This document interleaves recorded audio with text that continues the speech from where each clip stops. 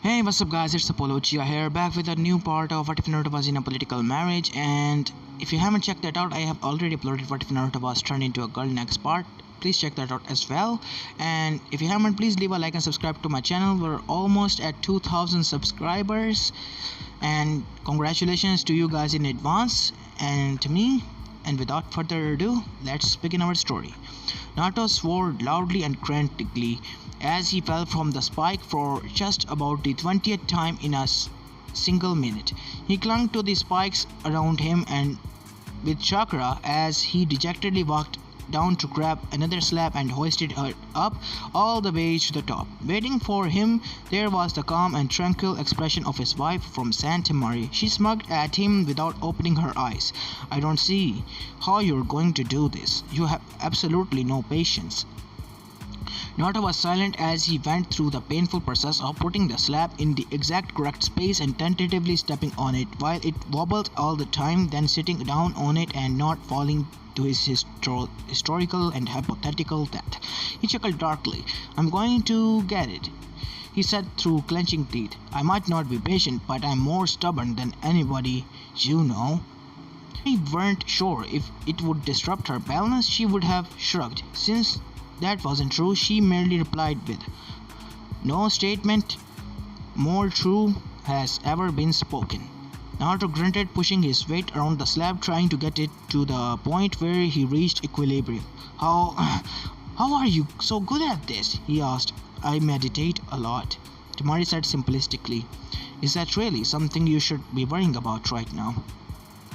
Naruto grunted once more and swindled his hips around to try and redistribute his weight across the slab.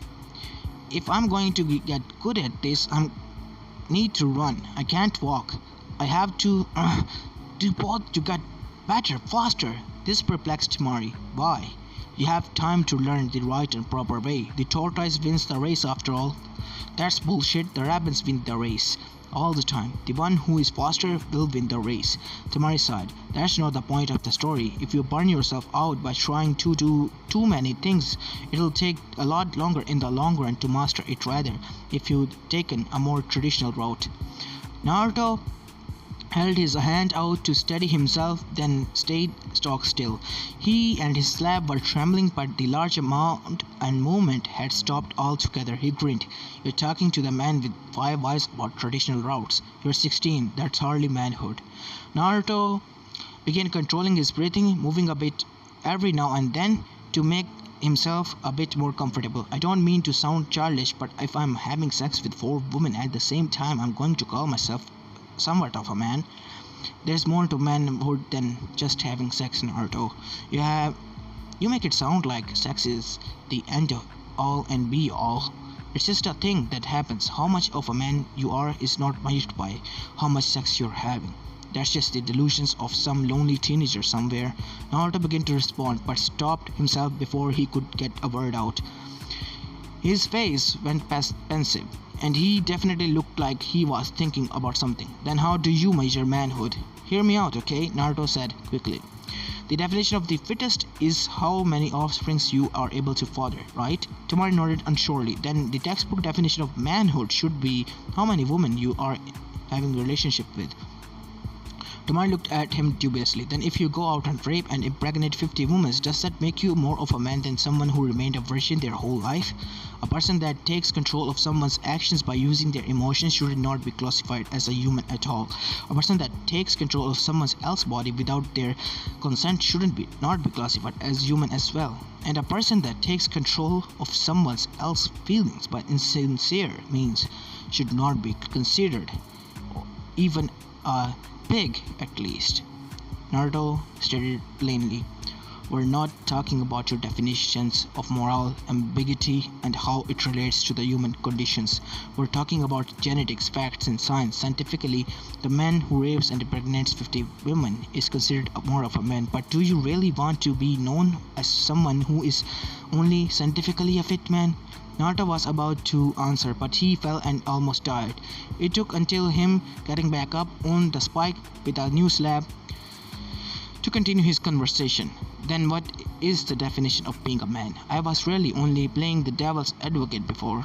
You're asking me for my definition? There's a lot out there, but if I were to answer, I'd say that manhood comes with experience, with years, with knowing things that can't be taught.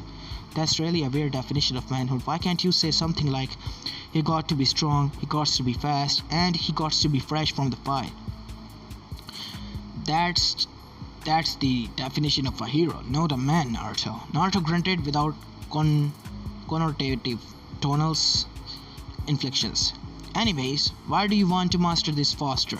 Naruto asked. Naruto grinned sheepishly and looked away. Because of reasons. Tamari stared at him for a few seconds before realization dawned on him. You've been gone away for 2 days, Naruto. 2 only, she said unbelievingly. Are you really that horny that you're willing to throw away your safety? Hey, Naruto said sternly. Yeah, sex feels good, but people wouldn't do it if it didn't. But I just want to get back to see Fu and Kuretsuchi. The pregnancy is finally really starting to set in and all. I just want to be there for them. You are there for them. Have you forgotten the clones you left behind? They only last 4 days at the most, and that's only if they don't use any chakra at all. I want to get this over with. I got a right to be worried, he said vindictively. Plus, there's mostly for me now. He tracked on. I guess so, but do you really want to be there for them now? They're getting morning sickness all over the place and really bloated. All the unpleasant stuffs about being pregnant. I'm the dad. I have to be there when the kids are starting to act up. He sat with a light grin on his face. You are really getting into this idea of fatherhood, aren't you? Can't help it. When I was a kid, I was alone. No parents, no sibling, nobody except for myself and the third. Then he died. The new 5 came along, and I thought the world decided that my happiness shouldn't exist anymore. It was like the hand of the machine dropped out of the sky and said, hey look, these 5 women are going to be your family, but they're going to hate you for the rest of your life. So I guess you could say that I'm really grateful that I wanted to work my hardest so I can go home and comfort my wives because I love them.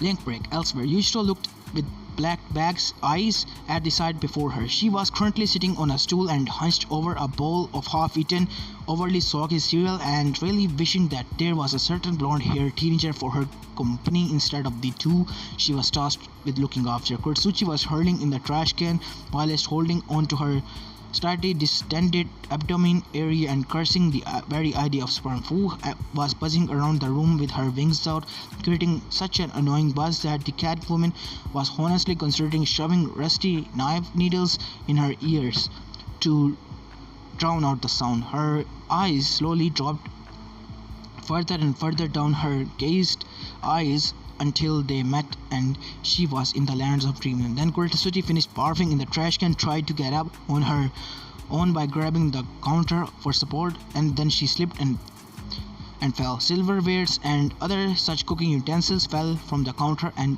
clattered on the floor, taking her back from the land of the dreams and into the land of hell. Yuji shuddered and vacated the stool she was sitting on in favor of her bedroom. The door clicked shut and she landed on the bed with a soft oomph sound. Screw whatever promise she had made to Naruto. Taking care of 2 pregnant, non-traditionally slightly masculine teenage ninja women was something she could do alone, at least until she was asleep for real this time. She cursed May and her responsibility to begin as a Kage, as well as her plan to educate the Naruto clones in being a high-ranking dictator.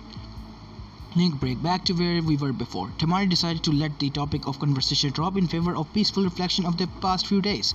At the end of it all, she decided that since she didn't have any friends back at the Sen, that the only people she really liked and really liked her apart from her family were the 5 she had been living with the past few years. That she didn't going to get the divorce after that. She told Naruto about the senjutsu thing in Mount where frog people are. Considering the fact that Kuretsuchi and Fu's pregnancies were going to get unpleasant stages and that she didn't really want anything to do with that, she asked to tag along with Naruto. Although he was surprised by such a proposition, he smiled and nodded, then went off to the elder frog persons to beg to let her come in. There was a strict rule against humans without the contract coming by and learning their techniques, but the elders were far too old to put up with Naruto's shit and allowed her to come on with technicality that she was related to him through marriage. Though she was not going to be taught any of the actual specifics of Tort Senjutsu, the elder were more than happy to allow her to participate in the practices that helped with learning it, which led to her situation of getting the balancing meditation thing almost instantly and watching Naruto fail miserably every time he tried within 2 minutes of every time. To her it was immensely amusing, to him it was not so amusing, let's just say that. The two elder frogs were actually really nice people. She soon found out she wasn't exactly squeamish when it came to eating food. So long as it was good and nutritious, she really didn't care in the slightest what it was comprised of. Something the elder Torts really liked about her, especially since Naruto seemed to enjoy the plate that grazed her tongue. From what Naruto told Temari, one of his clones popped by accident and was revealed that Mei had taken the lion's share of clones back to the mist to teach him the ins and outs of being a Kage. The last clones in the house were taken care of by hormonally enraged pregnant women. The dispelling wasn't pleasant, so that was what happened to her. The day before had been taken up becoming acquainted with the strange geography, customs and people that lived there, while the current day had been purely taken up with practicing the balancing exercise. Temari laughed lightly at Naruto, who had fallen off the spire in a funny and strange way. There was no person quite like the person she often shared a bed with. To her, he was just so predictably unpredictable. Naruto defied all logics on a regular basis in a way that she could never hoped to crack a smile at. Honestly, she was surprised the Akatsuki were still around. She wouldn't put it past him to have had rousing and inspiring talks with all the individuals there and shown them the light of the good guys. Naruto looked up from his position of desperately trying to balance on the spire, then quirked an eyebrow at her direction. "What?" he asked. It was then that Temari realized that she was smiling. Deciding to get the blondes uncomfortable, the smile quickly turned into a smirk. "Hey Naruto, I have a question for you." He nearly groaned at the sentence. "Why is that every time you ask me a question, it's either to ask about my sex life or really deep shit about ethics or love? I'm curious, a person, you know, who has to know something when she finds it curious." Naruto lowered his head and sighed a deep sigh. "Okay, what is it this time? Have you ever used shadow clones before?" Naruto looked confused. "What? Of course I have." No. What I mean is, have you ever used shadow clones before?" Naruto didn't look amused. "It's one of those questions then." Temari smiled and nodded her head. "I've never gotten a clone to jerk me off," Naruto said slowly and resolutely. "That's good to know, but I wasn't asking that. I was asking whether or not you use them with the 4 others." Naruto nearly lost his connection and concentration and fell down, much to Temari's amusement and his chagrin. He climbed back up and began trying to meditate once more, then answered her question. "Fu wanted to do it once. Didn't turn out well." "Don't like sharing?"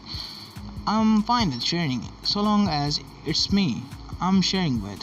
"No, the problem was what happened for the clones." Temari struck a thinking pose, somehow still managing to maintain her concentration and balance while doing so.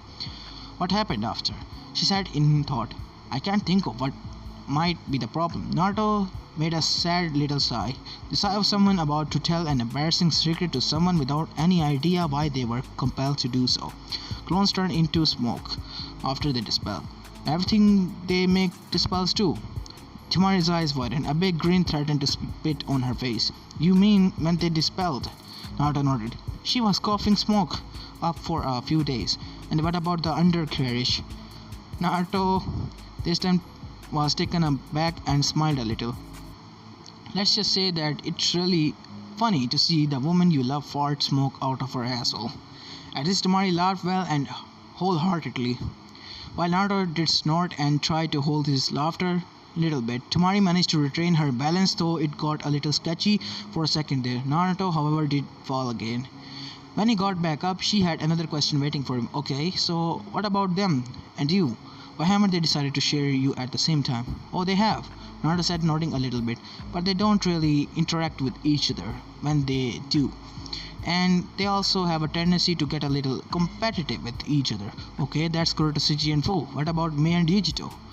Do they like swamping teams? Naruto shrugged. Never asked. They don't bring it up either. Well, Naruto had a conflicted look in his eyes. I guess there was that one time. This piqued Temari's interest. What happened? You have to tell me now, she asked excitedly. Matatabe, Chomi and Kurama didn't have any reservations about that sort of stuff. So at one point, they took controls of Yujito's, Fu's, and one of my sexy clones' bodies to engage with me. Temari whistled. Foursome with legendary beings of wonder. You're one lucky guy. No, you don't understand, Naruto said quickly and gravely. When they took control, like they were fully transformed.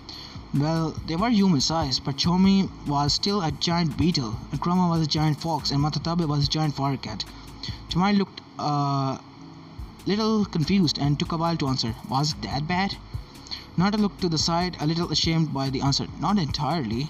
Temari huffed in amusement. So, you're into bestiality then, are you? Is there anything you aren't? He looked at her indignantly. I've got a line to be crossed. No dudes, and nothing that insists sentient. But anything else that's all up for grabs? Well, Naruto fumbled with his words. I'm okay with trying anything, and it's not like they ever do anything I'm morally opposed to.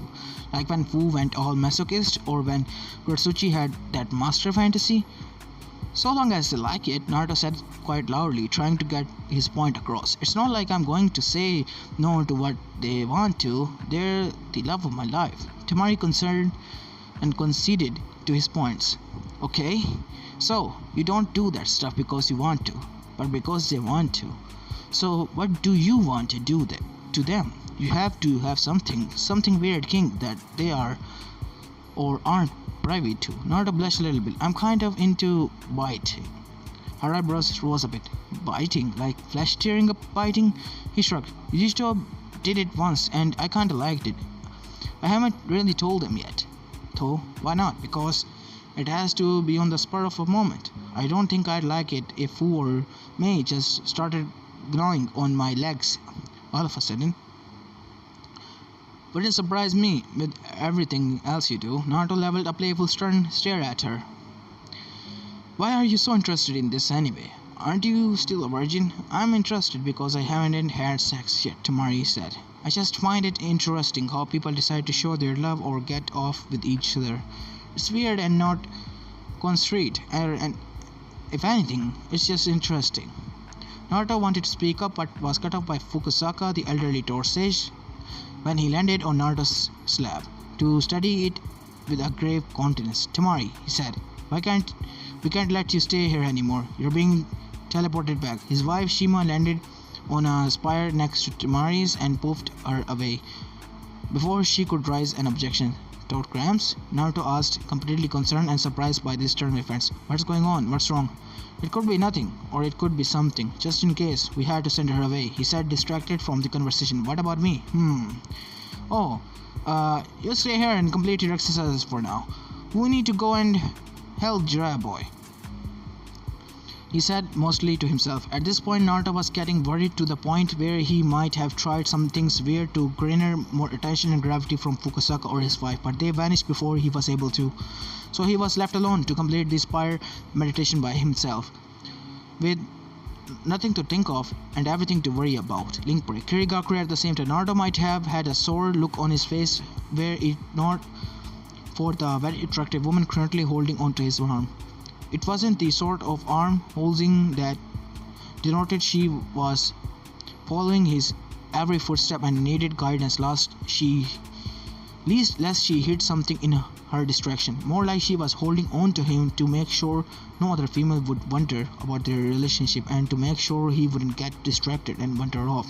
Whatever the case was, Naruto's arm was encased in boobage and he couldn't be bothered to care. Mei was walking slowly, affording Naruto a good view of everything and everyday lives and surroundings of the village. He now called on to the one of fifth his home. Kirigakure really was like no other place. Housing the shinobi and citizens were large condos and apartment buildings that stretched for tens of stories up into the air, completely unlike the urban sprawl that Konoha was made of.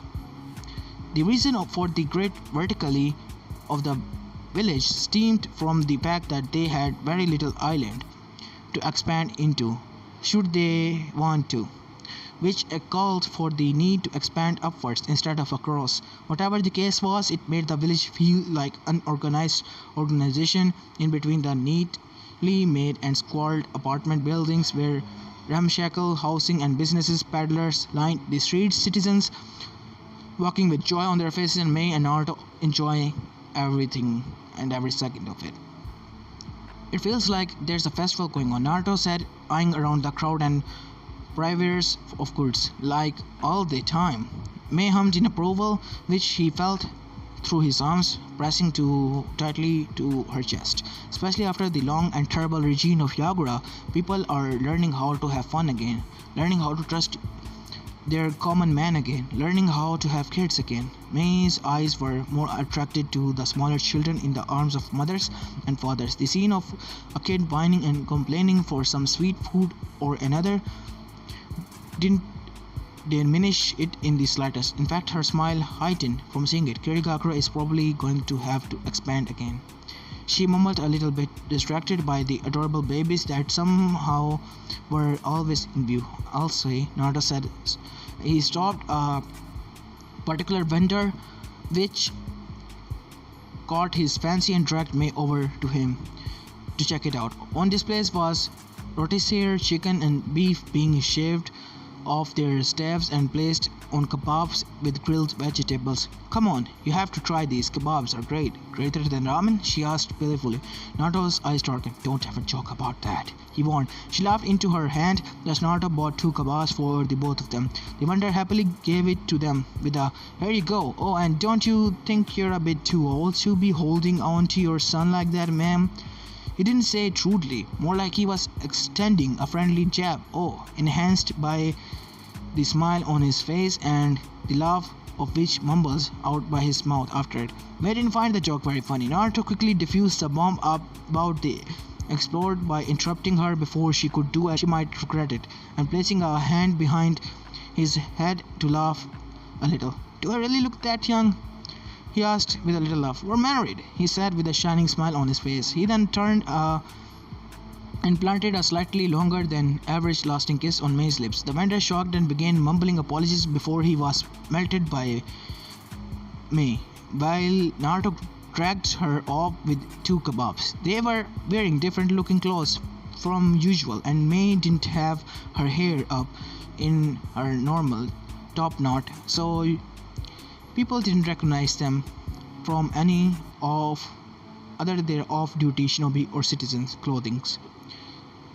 When they were away from the vendor, May didn't have any outlet for anger. It quickly turned into submissive sadness. She took her kebab silently and ate it slowly, only nibbling it every now and then. Naruto sighed, although he couldn't really fault the vendor. He had also said just about the worst things he could have said in situations. Getting a good idea to cheer her up, he led her out of the bustling streets and onto a more private, smaller roads. There he surprised her by picking her up by bridal style, hopping from rooftops to rooftops until he was on the wall of one of the condo complexes. Deciding to limit his pace, Naruto slowed and walked sedatively upwards. Since he was at an angle to the ground, May readjusted herself on his body to where she was holding onto him as if his torso was a plank of wood that she was resting her center of gravity on. What are you doing? She asked quietly in his ear. Kiri is a beautiful place. I want a better view of it. Naruto said simply. I'm a ninja too. You know, I can walk up walls. Well, yeah, but I feel the need to demonstrate my masculinity, Naruto said with a laugh. May sighed a little bit in his ear. If you're worried about me, then don't. I'm fine. No, you're not. You're sad because the kebab guy brought up the fact that you're twice my age. May growled a little bit in his ear. Oh, don't be like that, Naruto said in an uncharacteristically childish tone of his voice. You can't turn back time. You're 30 and I'm 16. That's fact. May grumbled in his ears. You can't say that. You don't know what it's like to be compared to your lover as if he was your son. No, I don't, but I do know what it's like to be compared to my lover as if she was my mom. It's weird. It's really weird. You're not making me feel any better, Naruto, she said softly in his ear. I don't have the ability to make you feel better. Only you can do that by yourself. Only you can accept who and what you are. I'm the person who can melt you if you don't stop speaking so harshly, she said, pointing in his ear.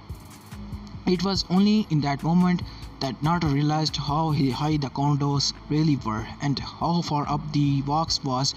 He laughed nervously a bit. What I mean is, either you can escape from reality and pretend like we're a normal couple that's get into normal arguments that will lead to a normal life and a normal marriage and maybe a normal children's and we live in a normal house, or you can accept the fact that I'm married to 4 other women. You are twice my age, you are the leader of an entire population of people, and that there will be bodyguards following you everywhere and serving on our alone time. We're not normal, May, but I don't care what's normal or not anymore. I only care that I love you. May's despondent face lightened up a little. She took a large bit of her kebab and enjoyed the rest of the walk up to the counter in silence. Once they were up together, she allowed Naruto to continue holding on to her as they sat down at the edge of the building and let their legs dangle below. May was sat on his lap and was leaned back until her lips were practically touching his jaw. The sun wasn't setting, but it was evening, so the sky was painting with orange and yellows. There's something really nostalgic about setting suns, Naruto said. Well, maybe not nostalgic, but they bring up memories. What kind of memories? May asked. Naruto clamped up. Memories that you probably wouldn't find nice. It's like you said, we're not normal. You're with 4 other women and love them alike. I'm okay with that, so just tell me, if I get mad, you're just a clone. Melting you wouldn't cause any pain, right? Melting me would absolutely cause pain, Naruto said seriously, but okay. So I remember taking Fu to the Hokage monument the first time she visited Konoha. It was before I found out we were getting married, but from just us talking during that afternoon and evening, I felt like we could get along and be good friends. The sunset was really nice up there. It made the trees look so beautiful. There was alone, and also the time that I was in Eva with Kurtsuchi. She took me up the spot in the mountain to see the setting sun. It was there that she also confessed to me. Pretty ironic starting something at that time, since setting sun symbolizes the ends of things. Ends aren't bad. Even I know that. I'm not that smart. If I always hated Kurtsuchi to no end, she wouldn't be pregnant and I might not be in line to be a father. May smiled and kissed his jaw. You're right, ends aren't that bad. They're just the new beginnings. She smiled upwardly and lingered on his cheeks a while before moving to his lips and completely sucking face with him. Naruto, I need to tell you something, she said in between gasps of breath. Naruto grunted an affirmation. May pulled back and placed her hands on his cheeks. I want to be a mother. Link break. In the land of rain, Jiraiya was breathing heavily. He spat blood onto the ground. The red liquid pouring from his various wounds were being quietly washed away by the rain falling by the sky. Everywhere around him were the pipes and grey concrete that so encapsulated what made the land of rain so well known to the world. Why? He questioned. 2 thoughts sat on his shoulders and his more amphibian features quivered in anger. Why would you do this? Why would you go so far? Why would you? Why would you? Jiraiya paused, his anger and confusion and fear becoming so mumbled and mixed that he was having trouble articulating what he was talking about. The single opponent stared down at him before and above vantage point. Because we want to change the world. Because this world is rotten, and we will be the ones to expunge that filth and create a world where everyone can be happy, where everyone can love each other. Do you know what you're talking about? This isn't what my teachings were about. Did you take nothing about what I said to heart?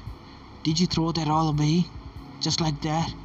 What you say is idealistic quibbling. That you never once tried to enforce with your own ability. If you try to kill the Kage at the summit, the entire world will be plunging in chaos. That won't be peace. The riots will kill more than you can imagine.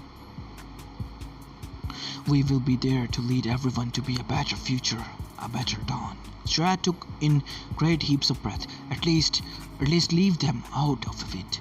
At least leave the 4 tree members out of it. They have done nothing wrong. They stand in the way of bringing the world to the peace and the end of the old one. They must go. No, please, you can't do this, Conan. As this is where I'm going to be ending this part of, guys. I hope you liked this one, and if you do, please leave a like and subscribe to my channel. And yeah, guys, this series will be ending in 4 to 5 more chapters, so stay tuned for them as well. Who knows, maybe I might just end them pretty soon. So this is Apollo Uchiha and I'm signing out. Peace.